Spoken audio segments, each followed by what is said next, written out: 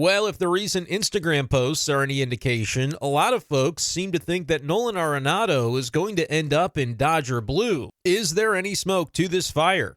What's going on, everyone, and welcome into this edition of b-schaeff Daily. Brenden Schaeffer with you. It is Tuesday, December 3rd, 2024, and everybody's talking about Nolan Arenado's Instagram.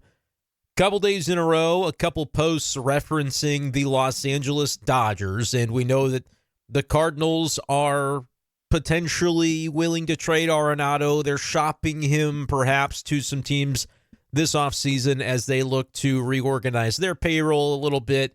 Part of the retool plans for 2025. That's the big ticket item. That's the big contract that the Cardinals could potentially move on from. And now the social media stuff going on has people thinking the Dodgers. So we'll talk about the Arenado Instagram posts, whether we think it means something, it means nothing, somewhere in between, and just the general state of where things could be landing when it comes to Arenado and his destination, his place to play in 2025. Also, a new story out by John Denton of MLB.com that touches on some of these topics, but it was Ryan Helsley that John Denton talked to, and Denton asked him about some of the trade rumors and the aspects of that. So we'll maybe talk a little bit about that as well, as it pertains to not only Arenado, but Ryan Helsley, the Cardinals closer, who is going into the final year of his team control before he would be eligible for free agency. And would the Cardinals look to trade him? Would they look to extend him? Would they maybe just kind of hold serve for the moment being and think about what it could look like in July and maybe react from there? Maybe a lot of ways that one could go. But those are going to be the topics for today's episode of b-schaeff Daily, which is presented by Smith Agri-Service, a family-owned independent retailer providing farmers in Missouri, Illinois, and Iowa with competitive pricing on Corteva, BASF, generic brand crop protection products, and Brevant corn and soybean seed. Scan the QR code or text 202-988-1106 or email smithag@irtc.net. to get more information. And we appreciate our friends at Smith Agri-Service for partnering for today's episode of b-schaeff Daily. So let's get into the Nolan Arenado Instagram stuff. I know that this is, it's perfect fodder for early December, right? You've got the winter meetings coming up in about a week. There's not a whole lot going on.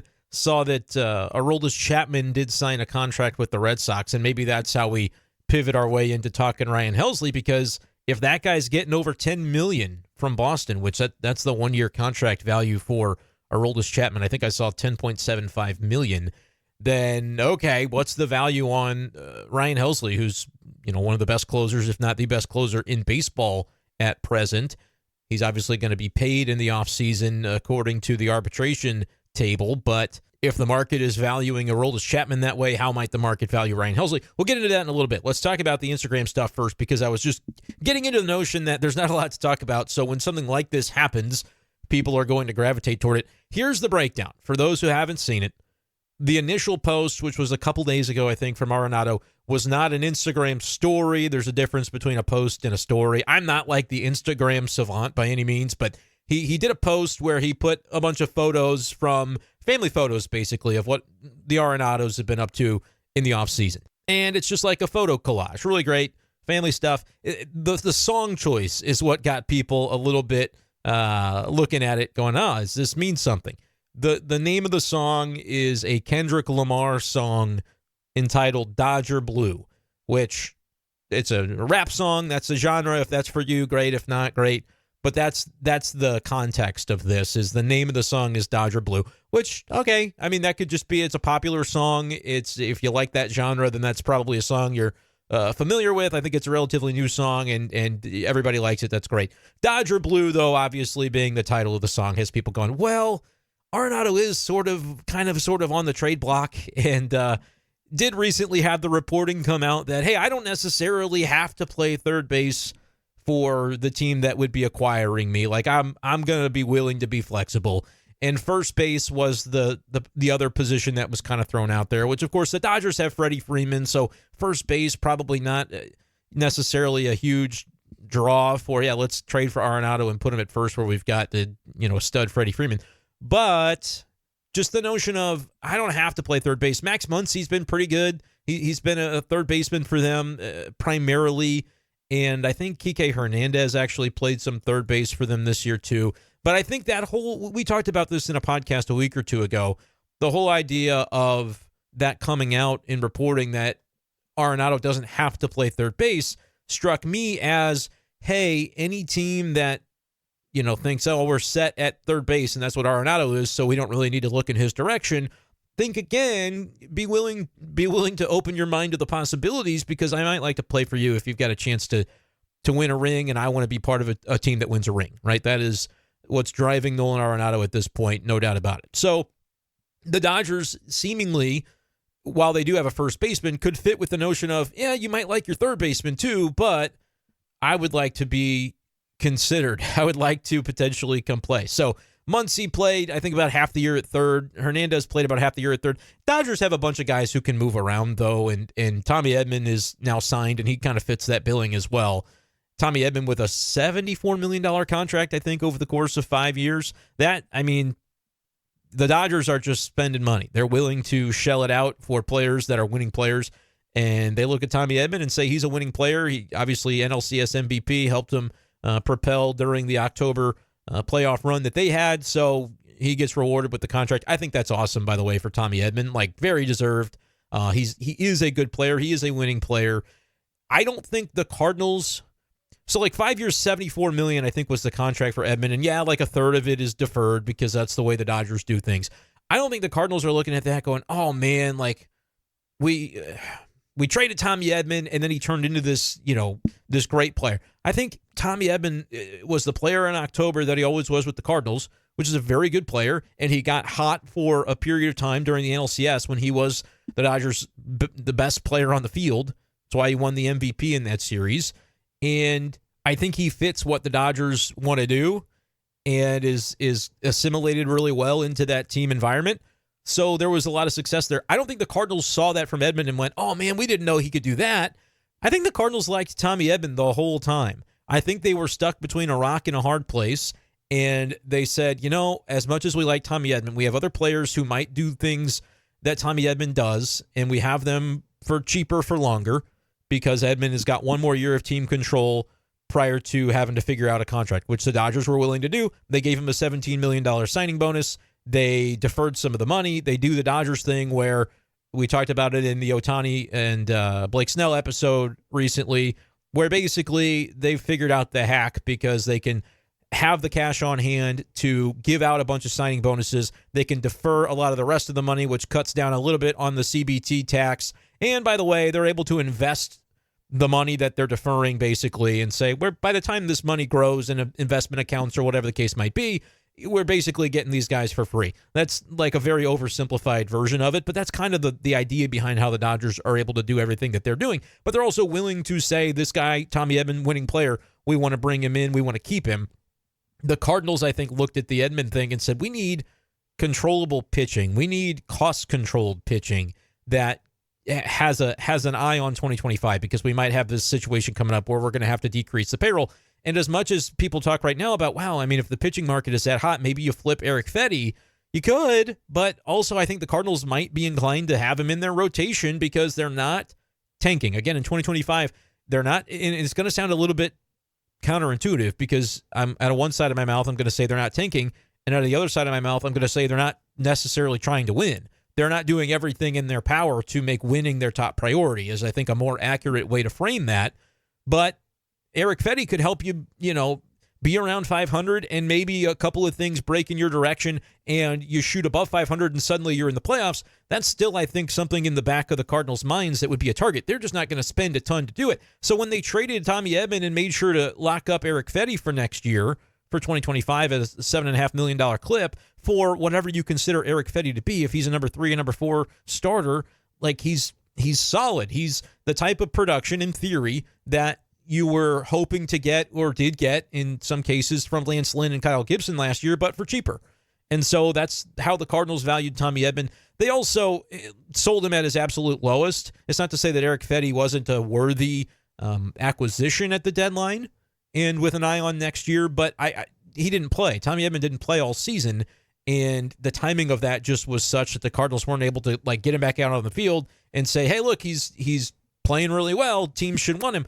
Like, I think the Dodgers had a vision for what Tommy Edman could be, and the Cardinals had other things on their mind, which was trying to maybe get some cost-controlled pitching lined up, which is why I think it would be silly to turn around and flip Fedde unless you were really getting a piece that you really, really liked for him, because he slots right into a rotation that, maybe if things break in your direction, the bottom doesn't have to fall all the way out of the rotation in 2025, which, kind of like we said for 2024, if your young players then take a step forward, you might not be that far out of the mix. You might find your way into a wild card situation a little bit easier than you might think on paper. So that's why I wonder if they're really looking to move Fedde. But I also think a lot of these decisions as it pertains to pitching, and I know we're talking Arenado, but we kind of go all over the map when there are so many offseason topics, and none of them are very concrete right now. It's all just kind of rumors. They might do this, they might do that.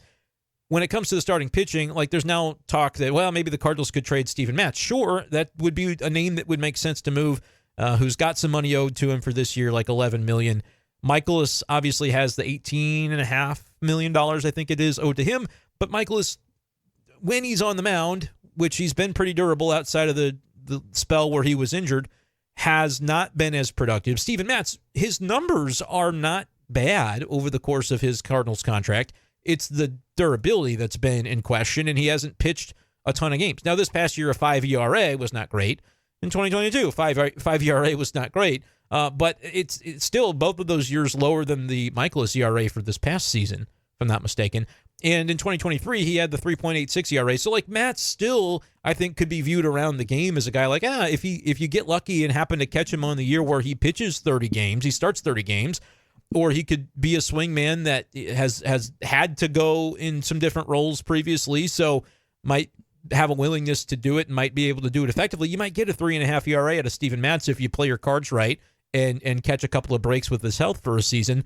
There could be a team that would say, it's worth $5-6 million to us. We'll pay that. Cardinals will pay the other half of the contract, and we'll throw him a teenage, non-prospect type of guy that would have to develop a lottery ticket, and maybe the Cardinals move Matz that way, save a little bit of money, and then they look at what they still have in-house from the rotation standpoint, and they're like, okay, now we can approach our pitching situation with a little bit more clarity of what we want to do and how we want to do it. Do we keep Michaelis? Do we do this? Do we dump? They have a lot of those types of decisions to make. Do we bring Kyle Gibson back? Like, I could see a world in which the Cardinals say, if we can move some salary from a guy like Steven Matz, we want maybe to have a Gibson around as the guy that does take the ball 30 times a year. If Gibson wants to come back, which he wanted to come here in the first place, I think the Cardinals just are looking at the salary and saying, the option was one that we had to decline, but who's to say that they wouldn't bring him back for less money if they clear the spot to do it and maybe clear some of the salary to do it so that it's a break even from a salary perspective. But if they think more reliable than Matz would be Gibson, would you be willing to basically say right now $11 million is owed to Matz? If we're paying Matz and Kyle Gibson a total of $11 million, that would be a great deal for the Cardinals. But to do that, you have to move Matz for basically no prospect capital and hope another team would eat some of that money. Like, maybe that's a machination that they're considering. I have no idea. Just trying to think through some of it. That's a possibility, I suppose. Or they could just really go and say, we're saving money. We're not worried about bringing somebody back that we're going to have to allocate payroll toward, even if we like Kyle Gibson. Maybe that's the way that they're going to go about it. And that's going to depend on, I think, what's the market for Gibson? What's his appetite to go anywhere else? Does it bleed into January where now, okay, the Cardinals know a little bit more about where they're at, and if he's still hanging out there, they could bring him back if they decide to. Maybe they like their younger guys enough that they feel they don't need to. Maybe they don't move Matz or Michaelis, so they're like, we have the veterans kind of lined up already, and we've got that money that is owed to those players, so we're kind of all set here. A lot of different ways that could go. Arenado, I think, is at the center of all of this, though, because he's the biggest chunk of money that could potentially leave, where the Cardinals could say, yes, we're trying to save money, but if we save $20 million from Arenado's salary, which I don't know that it would be that much, I think he's owed 20-something million, and the Rockies are paying $5 million. But if it's a big chunk that they move him and are able to take off the payroll, they might not want to go out and sign players worth that same value, because then you're not saving any money. But they might say, well, we've got $5 million here to throw to Kyle Gibson with maybe some incentives. Like, there could be something to that effect that happens as well. So the Cardinals are again, there's a lot that could happen, and they could also just say, hey, we tried a lot of different things, and mostly stand pat ended up being the best way to go about it, because making that first move that could have triggered moves 2, 3, and 4, it never really materialized in the way that we wanted. That's the way this offseason could go. Or they could be very, very active, starting with kind of the winter meetings period and going from there. But Arenado, I think, it feels like the first domino to fall, but as we've talked about, if it's a team like the Dodgers where, look, they've signed Blake Snell, but they could still be looking at a Juan Soto. They could still be focusing on the Roki Sasaki situation, adding another pitcher. What else do the Dodgers feel that they need? And I'm never going to count the Dodgers out when it comes to spending, even on a contract like a Soto, because maybe they just decide that he's the guy that they need and they do it. They figure the money out. But there are other teams as well that are going to be into Soto. And so it feels like Juan Soto might be that domino that has to fall before even the Arenado thing can fall. Because even though they're different positions, Arenado is basically saying, don't worry about my position. If you think my bat's going to help you, if you think my presence can help you, if you think, yeah, it's nice to have another guy who can play really high-quality third-base defense, then that would be great to have too. And so all of these things are maybe swirling around the Arenado market. Clearly, though, would he be upset about going to the Dodgers? I think is sort of the way that I would frame it. I don't think so. I think that would be one of the teams where he'd be happy to land if it made sense and there was a deal that both sides were happy with. I don't think the Cardinals feel they have to move him to the Dodgers. What are the Cardinals going to get out of it? Are they going to willingly kind of, with their tail between their legs, go to the Dodgers and just say, yeah, everybody knows, the cards are on the table. We are trying to not have Arenado on our team next year. And so what's it going to take to make this match happen? Because he'd like to be in LA. It's where he's from, all those things. I don't know. I don't know if it would be quite that severe for the Cardinals to have to do. I don't think so. I think Arenado would also be okay with staying if it didn't work out for the Cardinals to make the move. Like, I think his preference is to win, but I also don't think he's beating the door down to say, get me out of here. I always think about the, and I brought this up before, but the movie Happy Gilmore, when Adam Sandler's character goes to the senior living facility or whatever that his grandma's at, and the lady jumps on the hood of his car and it said, "Get me out of here," that thing. I don't think it's like that necessarily for Nolan Arenado. In the article from John Denton, talked about that, him and Ryan Helsley have hung out and, talked about, business of baseball. The trade thing is a possibility that could happen. And it's something that these guys do, talk about and know about. They're not blind to it, obviously. Helsley mentioning in the article that Arenado's in a different boat than him because, and here's the quote from Helsley from JD's article, he's in a different boat than me because he has a say and he can almost pick a team. If it doesn't work out, he'll have the same mindset coming back to St. Louis. He knows where he's at in his career. He's got a few more years left and his window is closing, so to speak, and he just wants a chance to win. But as you heard there, and again, this isn't Arenado talking, but Ryan Helsley, who has spoken to Arenado about, them kind of being in a similar situation, basically saying if he'll have the same mindset coming back to St. Louis, which is to, we're going to try to win. We're going to try to do everything that we can. And those guys understand the business side of it, but they also are, there to do the best that they can for themselves and for their team that they're on. And they both want to win. So it makes a lot of sense. Arenado's just obviously in a little bit of a different stage because he's already gotten the big contract and he's got that no trade clause to where he, would have the ability to veto something if it wasn't the move that was right for him. So a lot of things that could happen. The Instagram stuff is interesting. You have the Dodger Blue. And then I guess the next one was a story posted by Arenado the day after. This might have been yesterday at this point. The days all kind of blend together. But it was a repost that a fan, I guess because he's out in California, had a video of an interaction with Nolan Arenado.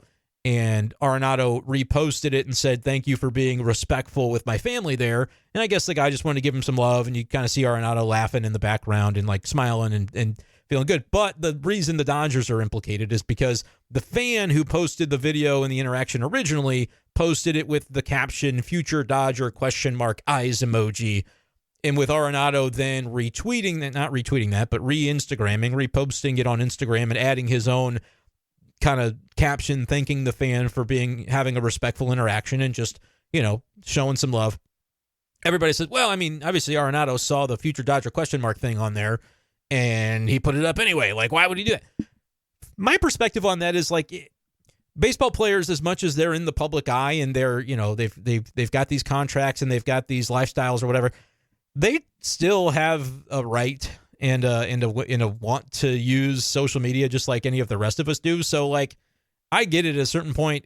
If you're always going, oh, am I allowed to post this? Should I do that?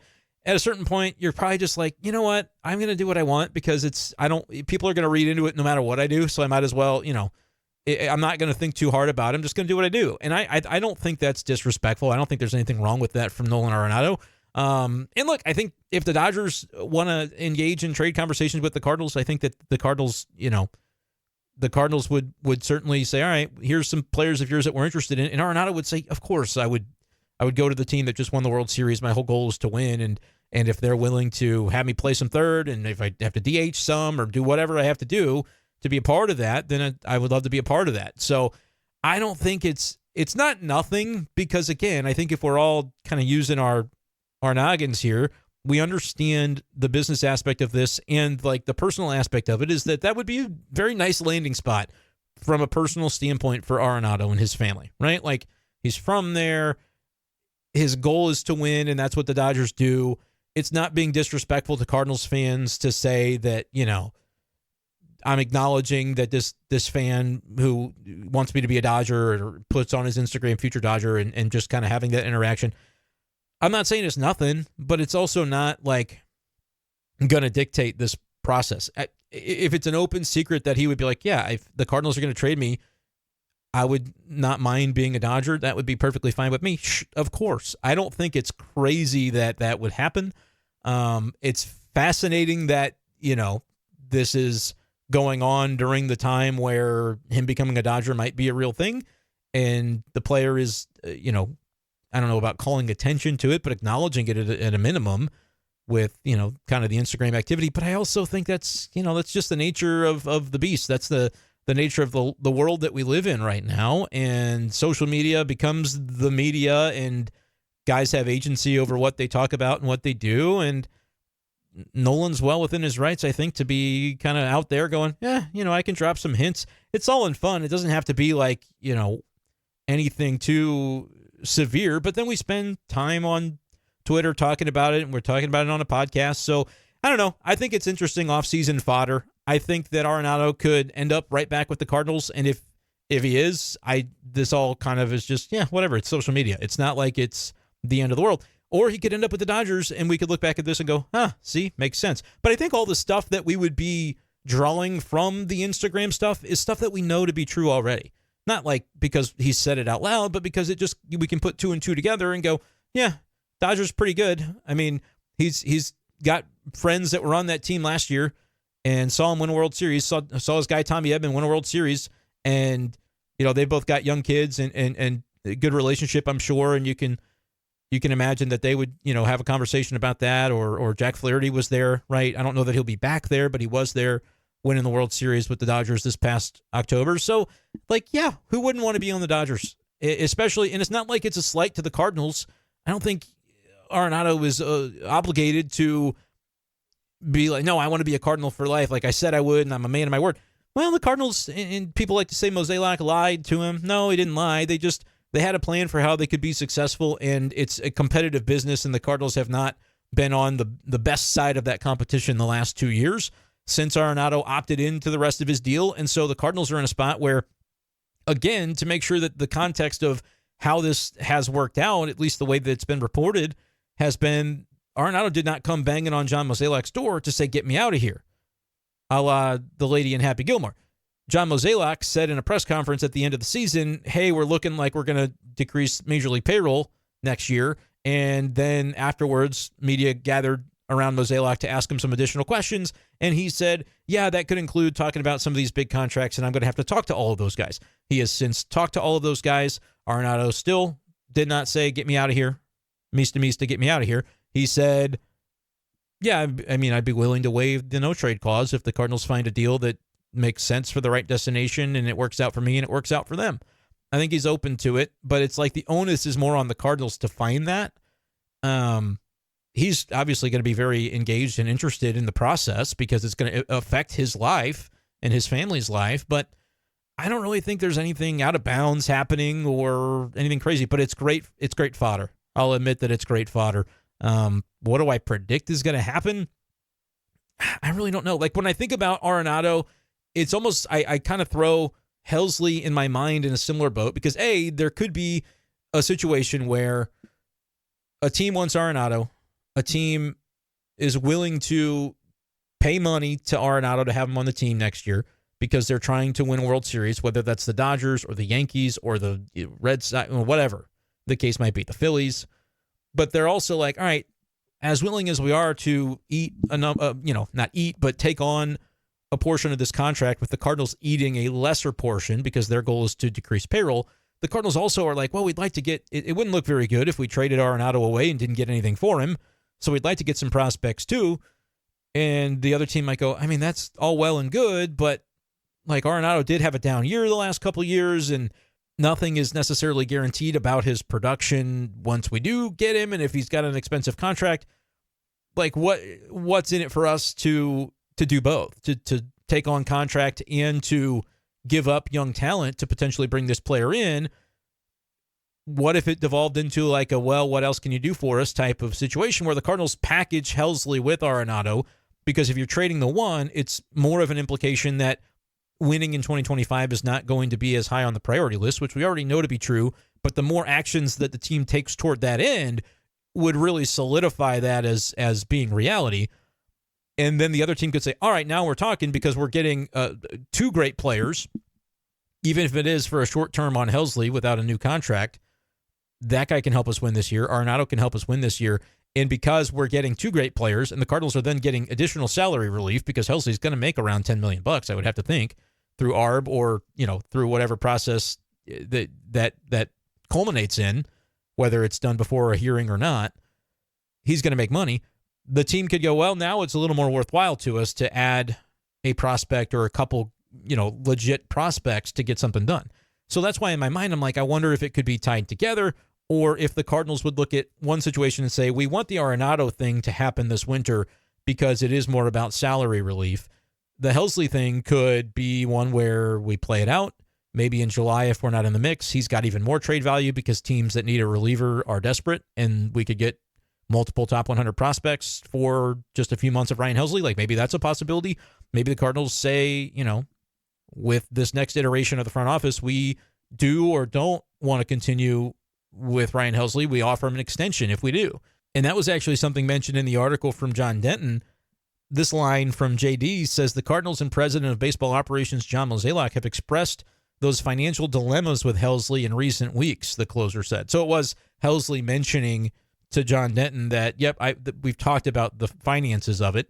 And Helsley worries, this is John Denton's writing again, Helsley worries that the 2026 departure of Mozeliak, someone who has championed the flamethrower superstar potential all the way back to his time in the minor leagues, could cloud his long-term future with the club, which isn't to say that he wouldn't have a good relationship with Chaim Bloom, but they don't have a pre-existing relationship. Mo has been in Helsley's corner the whole way through, and so if you've got that guy in the front office that is a prominent figure, the prominent figure, and you've known throughout your time with the team for a decade, like that's my guy, he's got my back, and then you get, well, that guy's leaving. It's natural to go, well, what does that mean for me, especially as I come to a simultaneous need for a new contract? And then Mo is telling Helsley, we do have these financial constraints. Like that would maybe pour a little bit more fuel onto that fire that I could potentially see the Cardinals deciding to make that Helsley trade and maybe make it sooner rather than later, which again, within the past couple of months, I think I've said on this show, if this is the direction the Cardinals are going, you almost have to trade Helsley while his value is at its highest, because what if you, heaven forbid, you don't trade him, you want to play till July and then try to sell him at that point in time to a needy team that wants some bullpen help at the trade deadline, but there's an injury or relief pitchers can be fickle, so maybe the performance isn't the same, or there's a minor injury it's maybe not a big deal, but the timing of it is rough for potential trade value. And now the Cardinals are in a situation like, when they had Ryan Helsley was their all-star caliber closer in 2021, I think it was, and, doesn't pitch again after that. And they could have potentially traded him that July, gotten a lot for him because he was a highly sought after relief stud at that point in time. Like, these are the things that can happen. And so if the Cardinals are proceeding with this notion of, the money is just not going to be there and to prioritize a contract extension for a closer for a team that we don't know the next time we're really going to be trying to, not to say care how many games we successfully close, but like it's not top of mind. So it almost feels like closer is a very important position, but it's almost for a rebuilding team kind of an afterthought because you're like, well, if we're not really trying to win anyway, let's wait until we've got the foundation, and then we got to make sure we have a closer because you got to lock down those games. But if we're kind of going to be a 75, 80 win team anyway, then how much does it make sense to go out and prioritize an extension for that position? I understand that from a business standpoint as much as I like Ryan Helsley, and I would like to see Ryan Helsley get an extension with the Cardinals from like a personal standpoint. I think it'd be awesome for him to get locked up and be a Cardinal for life. From the business standpoint, you could see the reasons that it might go another way. And based on everything the Cardinals have been saying about what their outlook is for the next year, 2 years, that's why I've said I think you have to probably trade Ryan Helsley if that's the way that you want to go about it. But, we're going to see. And that's the sticky part of this business is things that in your heart, you're like, I don't want to see this happen. Like Ryan Helsley should be a Cardinal. That's the way it's always been. That's the way it should be. And then there's other aspects of it that you just kind of have that pull where you're like, I know the way that this is going to go, don't I? I kind of feel it. Kind of like the Colton Wong thing a number of years ago where Cardinals could have paid him and had him stay for a year. Well, we've got this other guy, Tommy Edman. He's going to win a Gold Glove at second base. Yeah, but more good players, better than fewer good players. That's the part of this that's going to sting because the Cardinals could just spend more money. But as much as I say that, I also understand that they are going to scale back, and I realize why they're scaling back. I don't think they necessarily need to scale back so majorly, but they've got revenue concerns, and there are things that they've expressed that make you think, all right, this is the direction that this is going to go. So how does that tie in with Helsley? How does that tie in with Arenado?